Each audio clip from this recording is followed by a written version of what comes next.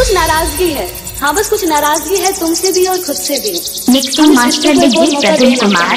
प्यार होते हुए भी इस रिश्ते को बचा ना पाए, अपने गुरूर को इश्क के सामने गिरा ना पाए।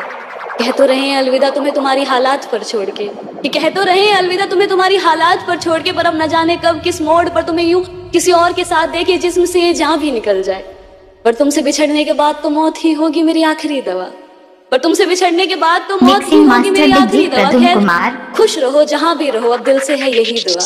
अखिए सोझा दिल के खुदा जाता उजारल। Mixing master DJ Pradeep Kumar. Mixing master DJ Pradeep Kumar.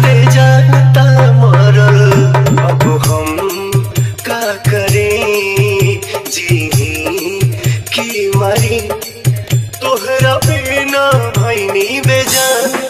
हमारा पता Patna Kafarpur Jaunpur.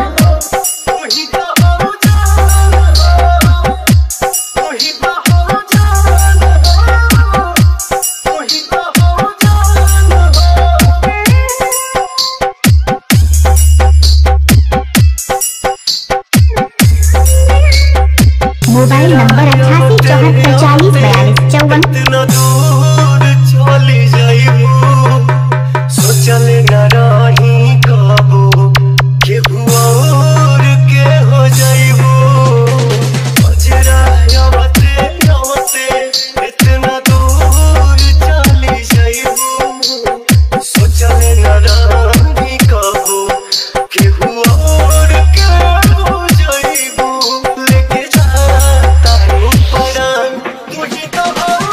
Mixing master DJ Pradeep Kumar. Mixing master DJ Pradeep Kumar.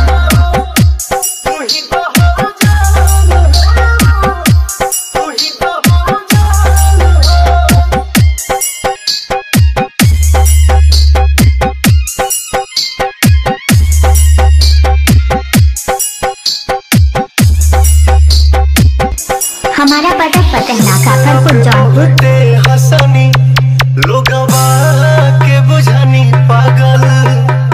Mobile number 88 74 40 42 54। जब घरे अपने अगिया लागल दूसरा पे बहुते हंसनी, लोगवा के बुझानी पागल अब जाके हा बुझाइल।